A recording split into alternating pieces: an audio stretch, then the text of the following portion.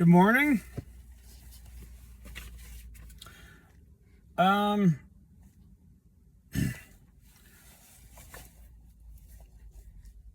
just remember, I'm going to start this video saying, just remember that wars and rumors of wars are only, a lot of these things only happen to produce loosh in us. Fear, anxiety, despair, anger, hatred. Yeah. So with all the things that are being posted on social media about world events, I would say half of it are bots and AI in order to just produce loosh for the controllers. So just remember that. So with that in mind, I'm going to continue on neutrality. So positionality results in dualistic perceptions that are the result of egoistic distortions and the inherent limitations of the ego's capacity for accurate mentation. That's a mouthful. Positionality meaning taking sides, calling this good, that bad. It results in dualistic perceptions that are the result of egoistic distortions, which your ego always distorts reality, and the inherent limitations of the ego's capacity for accurate mentation or thinking. Projected perceptions are confused with reality and given emphasis by imaginary gain or loss.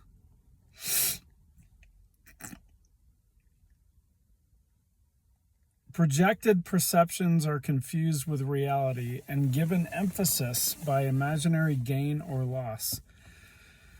In contrast, neutrality is the consequence of non-attachment and is therefore relatively devoid of distortions of projected superimposed values or opinions. It is important to differentiate non-attachment from detachment. So there's a difference.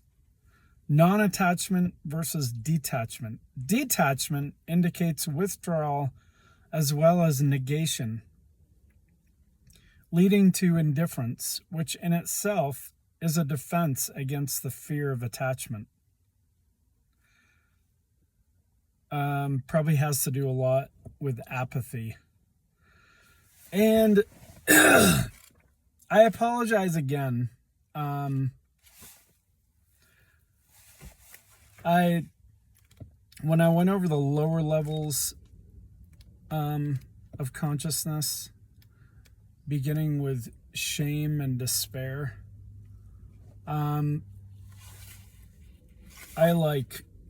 I didn't thoroughly go over. I mean, there's a lot. There's a lot to shame and despair alone, which is the bottom barrel of consciousness, which a lot of people are stuck in and live in. There's the attraction of death, Thanatos.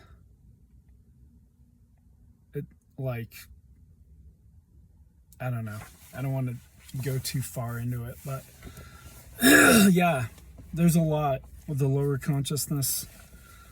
But I'm making a decision to really chew through the upper levels. Maybe after I'm done, I'm definitely revisiting the lower levels again.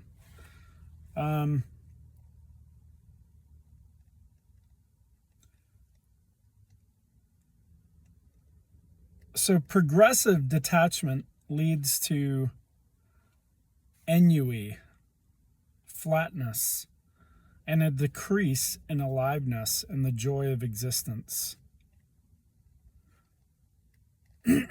Ennui meaning boredom. And keep in mind that apathy is, what is it? Apathy is it's 50 hertz. So it's down there. There's shame, guilt, apathy, grief, fear, desire, anger, pride, and then you finally get to courage. So apathy is down there. Just keep that in mind.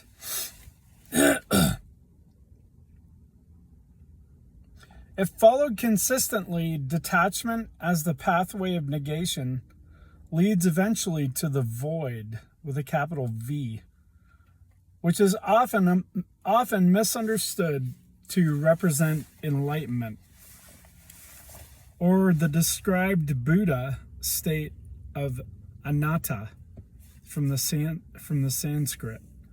While the void is an early impressive state, in contrast, allness is the ultimate state. Allness with a capital A. The void is non-linear,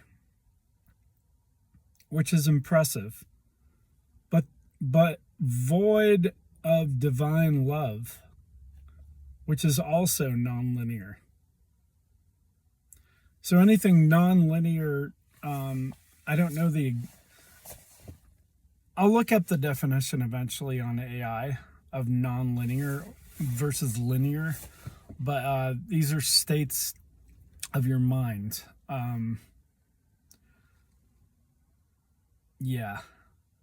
Like dualistic, non-dualistic. So the void is non-linear, which is impressive, but void of divine love, which is also non-linear. The true conditions of allness versus nothingness are experientially very, very different. The pathway to the state of enlightenment is via non-attachment rather than negation. In understanding this, it is important to realize that the non-linear energy of consciousness itself is intrinsic within the linear, and that non-attachment means non-dependence on form. Non-attachment meaning non-dependence on form. Non-attachment means neither attraction nor aversion. Non-attachment means neither attraction nor aversion. In contrast, detachment, often leads to aversion and avoidance, as well as devaluation. Non-attachment, now just stay with me on this. I'm chewing through it. And like David Hawkins says, just exposure to the information is enough to help you raise your levels. So even though a lot of these sentences are wordy, non-attachment allows for the freedom from the attraction of projected values and anticipations such as gain. Non-attachment allows for the freedom from the attraction of projected values and anticipations such as gain. Without fear of either attraction or aversion, neutrality allows for participation in the enjoyment of life, because experientially life becomes more like play than a high stakes involvement. So,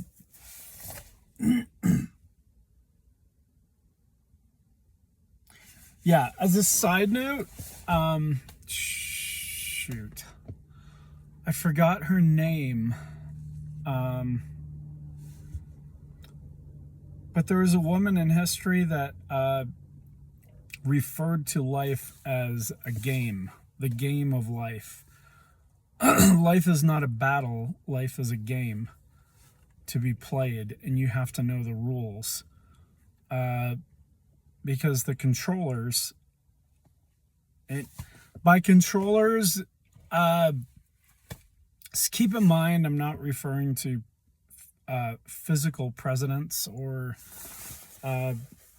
physical human beings, but they're the entities that consume the loosh on this planet and have been that's how they've been using this planet for thousands of years. So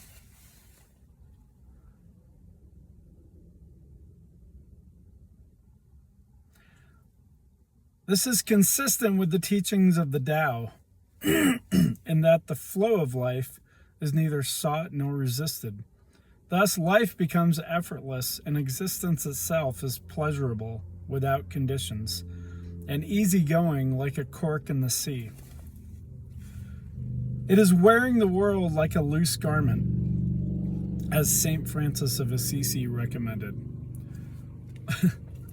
That's amazing. Wearing the world like a loose garment. Experientially, daily life is an amusement in which nothing of any great significance or importance rests on outcomes. With no stakes involved, there is no fear of loss or ego inflation, of seeming gain. Whereas courage sees challenges, neutrality sees principles and guidelines rather than demands or rigid rules. In neutrality, it is okay to accept or decline an option, as there is nothing to prove, nothing to gain, and nothing to lose. Consequentially, neutrality allows for flexibility and freedom from judgmentalism or anticipatory consequences. So, all right. I think I'm going to end there.